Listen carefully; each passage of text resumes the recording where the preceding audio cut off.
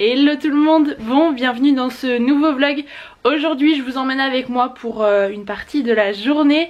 Je vais commencer par me préparer puisque comme vous pouvez le voir je n'ai pas de maquillage et que là j'ai envie de faire quelque chose de ce côté là pour avoir meilleure mine. Aussi j'ai bien envie de faire rentrer un petit peu l'automne dans l'appartement, donc on va installer quelques éléments de déco. Je pense qu'on va aller se balader aussi pour essayer de ramasser des petites pommes de pin, des feuilles d'automne, etc.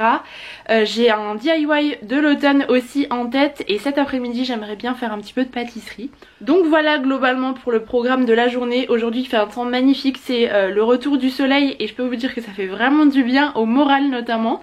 Et voilà, bah c'est parti. Bon, je vais commencer par me maquiller. Moi j'aime bien réaliser des maquillages qui soient simples, rapides et efficaces pour le quotidien, c'est vraiment l'idéal. Je me maquille quand même moins, notamment depuis que je suis devenue maman, je dirais peut-être 2 fois par semaine. Et quand je le fais, j'aime les résultats qui sont vraiment naturels, qui subliment simplement la peau en fait. Et alors j'ai fait une trop jolie découverte puisqu'en fait Mademoiselle Bio lance sa toute première gamme de maquillage certifié bio. Cette partie de vidéo est en collaboration avec la marque. Bon, et je ne vous présente plus Mademoiselle Bio, c'est quand même une enseigne pionnière en matière de cosmétiques bio. Moi c'est là où j'achète mes produits de soins pour le quotidien, etc. C'est une vraie caverne d'Ali Baba. Et du coup Mademoiselle Bio a vraiment conçu une gamme de maquillage centrée autour du teint. Et ce qui m'a beaucoup plu, c'est que la marque a vraiment sélectionné des ingrédients végétaux de qualité qui sont issus de l'agriculture biologique pour les formulations. Donc on est vraiment sur une gamme de maquillage qui va respecter et prendre soin de la peau aussi grâce notamment aux différents actifs. C'est vraiment une gamme qui allie à la fois le soin et le maquillage et ça je trouve que c'est d'autant plus chouette. Donc moi je vais tout d'abord débuter par l'application du fond de teint. Donc c'est le fond de teint lumineux qui contient un SPF 15, donc c'est toujours un petit plus. Et j'aime bien l'appliquer avec la petite éponge Mademoiselle Bio, je trouve que du coup l'application est vraiment bien uniforme. Et c'est un fond de teint qui est vraiment très beau parce qu'il est lumineux, mais en même temps il ne fait pas trop briller la peau. Moi vous savez j'ai une peau qui est quand même assez grasse. Alors on est sur une couvrance moyenne et je trouve qu'il unifie bien le teint. Je pense que vous pouvez le voir à la caméra et il permet en même temps de camoufler les petites imperfections. Non mais la repousse, est-ce qu'on peut parler 2 minutes de ma repousse de tout petits cheveux là suite à la grossesse? Ça prend du temps, je pensais pas que ça mettrait autant de temps à pousser mais du coup je me retrouve avec une mini frange. C'est assez ridicule. Alors le fond de teint ce n'est pas forcément quelque chose que j'applique à chaque fois que je me maquille. Parfois je passe simplement à l'étape correcteur directement. Mais si je veux un teint qui soit un petit peu plus travaillé et plus unifié, je trouve que c'est quand même assez joli. Maintenant on va passer aux cernes et là il y a du travail. Ce qui est génial c'est que la gamme comprend également des correcteurs couleurs. Donc en fait ils permettent de neutraliser et d'estomper les irrégularités en termes de coloris qu'on peut avoir. Donc il y a 3 couleurs disponibles, le vert pour les rougeurs, l'abricot et le pêche pour les cernes. En fait moi je vais appliquer la couleur abricot. Alors pour ça je vais prélever un petit peu de matière au pinceau. D'ailleurs Mademoiselle Bio a également lancé sa gamme de pinceaux en fibre synthétique qui sont produits en Italie. En plus de ça ils sont super doux, vraiment je les adore. Et donc je vais appliquer un peu de matière vraiment au niveau du creux du cerne puisque c'est la partie la plus marquée. Donc vous voyez que la couleur est quand même assez orangée et c'est grâce à cette sous-teinte là qu'on va pouvoir neutraliser vraiment la couleur du cerne. Et maintenant je peux appliquer le correcteur haute couvrance. Ce que j'aime beaucoup c'est qu'on peut à la fois l'utiliser sur les cernes mais également sur les imperfections. Et pour moi c'est vraiment important d'avoir un produit qui puisse faire les deux. Ce produit là par contre j'aime bien l'appliquer au doigt, je trouve que la matière se travaille d'autant mieux. Et la texture est bien crémeuse parce que le risque je trouve avec ce genre de correcteur en peau c'est qu'on ait quelque chose d'assez sec qui ne se travaille pas bien. Et là pas du tout. C'est vraiment une texture qui est très confortable et qui en même temps a une belle couvrance. Donc moi je l'applique également un petit peu sur ma paupière puisqu'elle est assez colorée comme vous pouvez le voir et que qu'en général je me maquille pas les yeux, je vais juste mettre du mascara. Et petit plus, il y a de l'huile de jojoba dans le correcteur donc ça permet de prévenir un petit peu la déshydratation. Donc c'est chouette pour un produit qui est appliqué sur le contour des yeux.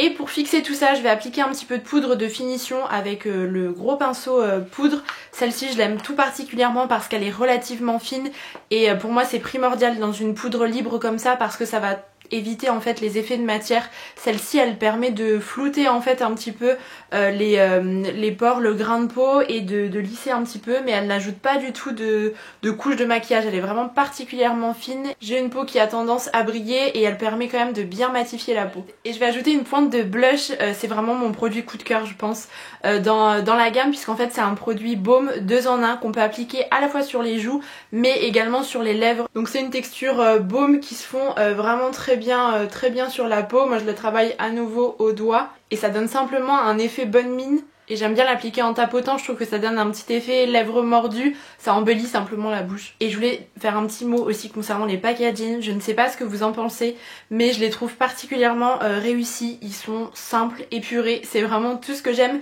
Et en plus de ça, ils sont issus de matériaux qui sont 100% recyclés et recyclables. Et comme je vous le disais, je préfère vraiment moi bien travailler le teint et ensuite mettre simplement un petit peu de mascara. Donc je vais appliquer le mascara 3D Expert de Mademoiselle Bio. Alors tout d'abord, point important pour moi, il s'agit d'une brosse en picot qui est bien allongée et qui permet vraiment de bien attraper les cils dès la racine en fait. Donc ça permet de bien les déployer. Donc je vais juste recourber mes cils avant et donc je fais simplement des petits zigzags. Bon, il n'y a pas à dire, on voit vraiment la différence quand on applique du mascara. Je trouve qu'il ouvre bien le regard, il est d'un noir bien intense en plus de ça et il sépare les cils. Donc c'est vraiment top. Côté sourcils, moi je ne les maquille plus, j'ai décidé de les laisser naturels, je les préfère comme ça en fait. Mais sachez qu'il y a également une pommade teintée qui est disponible dans la gamme de maquillage Mademoiselle Bio. De toute façon, la gamme de maquillage est maintenant disponible sur le site de Mademoiselle Bio et également en boutique si jamais vous avez la chance d'en avoir une près de chez vous. En tout cas, je trouve que les produits sont vraiment faciles d'application si jamais vous débutez dans le maquillage ou alors que vous voulez quelque chose de très naturel ou que vous avez peu de temps à accorder pour vous maquiller le matin par exemple. Ce sont vraiment des petites merveilles. Bon, on va aller prendre un petit peu l'air et se balader en poussette avec mon fils et tenter de ramasser des petites choses pour la déco d'automne. J'aimerais bien des petites pommes de pin, des glands, des marrons, ce genre de trucs. Donc on va voir sur quoi on tombe.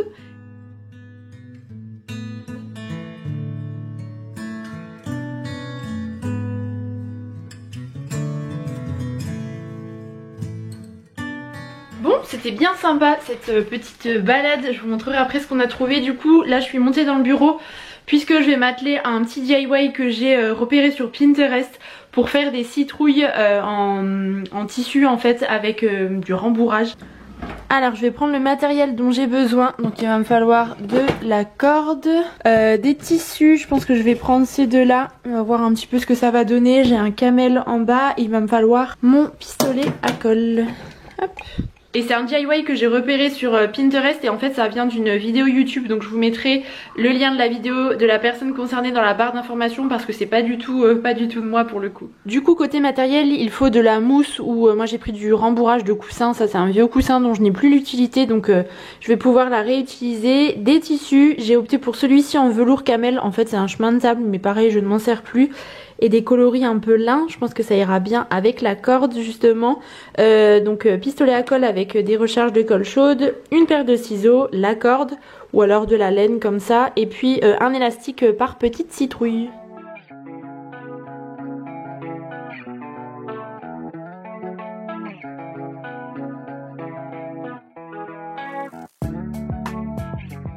Bon alors dans la vidéo que je suis en fait la personne utilise des manches d'un pull visiblement mais moi c'était pas l'idée, j'avais du tissu en fait. Donc ce que j'ai fait c'est que j'ai simplement mis de la colle chaude sur tout le pourtour pour pouvoir fixer les deux parties entre elles.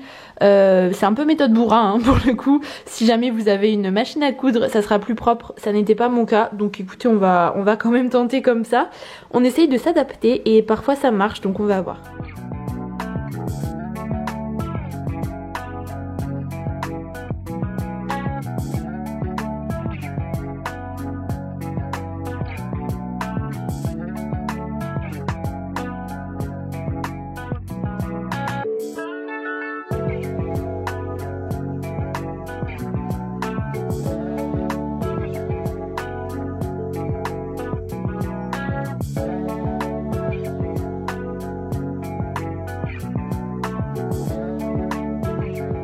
Bon du coup voilà ce que donnent mes petites citrouilles.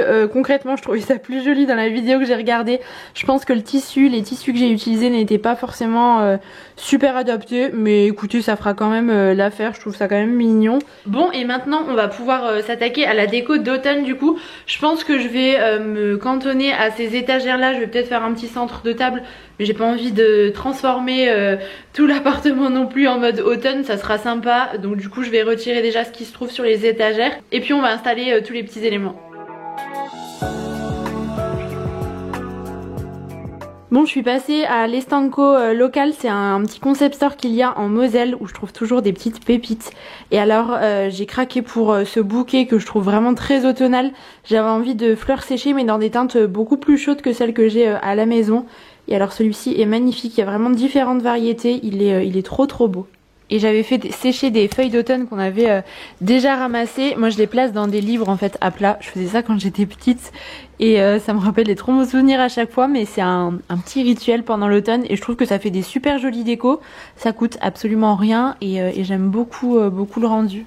Et du coup voilà un petit peu les différents éléments dont je vais me servir pour la déco. Ça ce sont les petites choses qu'on a trouvées lors de notre balade. Donc les pommes de pin marron, les petites feuilles d'automne. J'ai différentes citrouilles donc en tissu, celles que j'ai faites, bougies, des véritables citrouilles.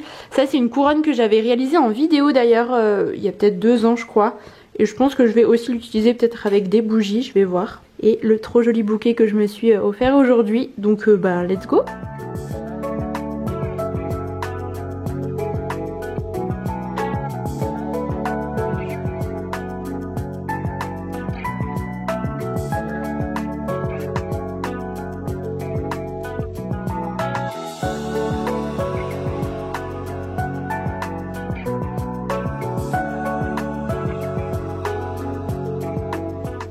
Et voilà le résultat, ça y est, je pense que j'ai terminé, j'ai installé les petits éléments.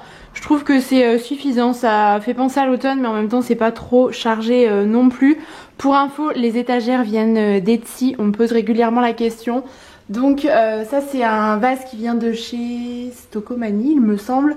Du coup le bouquet de l'Estanco qui est vraiment sublime je trouve, il ressort d'autant mieux sur la couleur du mur assez lin comme ça. Dans cette petite cloche j'ai mis une citrouille en velours qui vient aussi de l'Estanco. Là j'ai repris simplement des bougies blanches que j'avais et j'ai disposé des petits marrons, des feuilles d'automne. Ici des autres fleurs séchées qui sont dans ce vase. J'ai remis l'enceinte à sa place. Des petites citrouilles avec les bâtons de cannelle.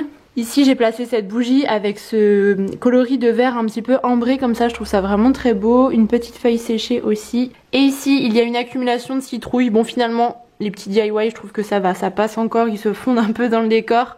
Et ces petites là viennent aussi de chez l'Estanco et j'ai placé des pommes de pin avec.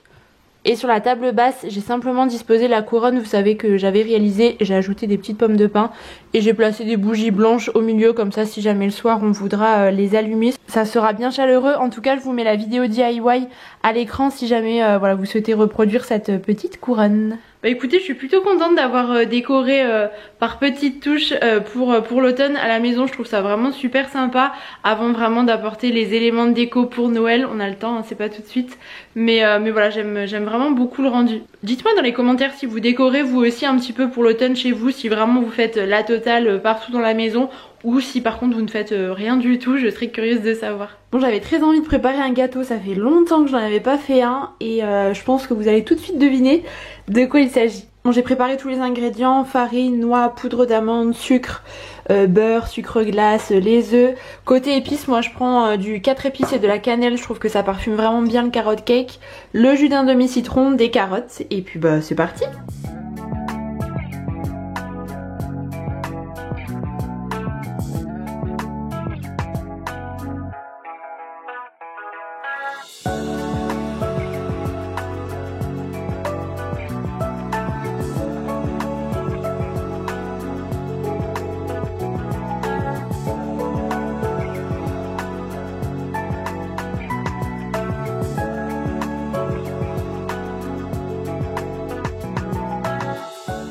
Bon, si vous pouviez avoir l'odeur qui s'échappe du gâteau, je vous assure que c'est une tuerie. Il faut absolument que vous testiez la recette si jamais ce sont des saveurs que vous appréciez.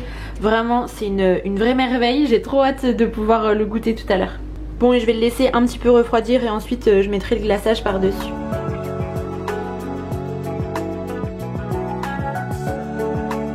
Ça y est, le carrot cake est terminé. Du coup, maintenant, je vais le mettre au moins une demi-heure au frigo. Bon, et j'en ai profité pour faire des photos pour Instagram. Le carrot cake, je trouve que c'est vraiment joli en plus de ça visuellement. Donc j'ai fait une petite atmosphère assez automnale avec des éléments de déco que j'ai repris comme vous pouvez le voir. Et puisqu'on est sur un vlog assez automnal, je voulais vous parler de cet album là que j'ai pris pour mon fils et qui est vraiment sublime. Donc c'est Regarde dans la forêt et les illustrations sont vraiment très belles. Et on retrouve plein d'animaux de la forêt avec une histoire qui est quand même assez courte. Donc voilà, pour les tout petits je trouve qu'elle est quand même bien appropriée. Et Com a vraiment adoré, je pense que ce sont les illustrations aussi qui l'ont bien captivé. Donc voilà, c'est peut-être une référence qui pourra plaire à vos enfants. Et bien écoutez, il était bien bon ce petit carrot cake, je me suis régalée et je trouve que quand on mange quelque chose qu'on n'a pas mangé depuis longtemps, depuis un moment, on l'apprécie d'autant plus en fait. Et là c'était le cas avec ce gâteau, donc je suis bien contente de l'avoir fait. En plus il en reste, donc c'est d'autant plus cool. Et je crois que je vais clôturer ce petit vlog ici, puisqu'après ça sera la routine du soir, jeu, bain, repas, dodo. Donc du coup voilà, je vais poser ma caméra et je vous souhaite une très belle soirée, une très belle journée selon le moment où vous regardez cette vidéo et je vous dis à très bientôt.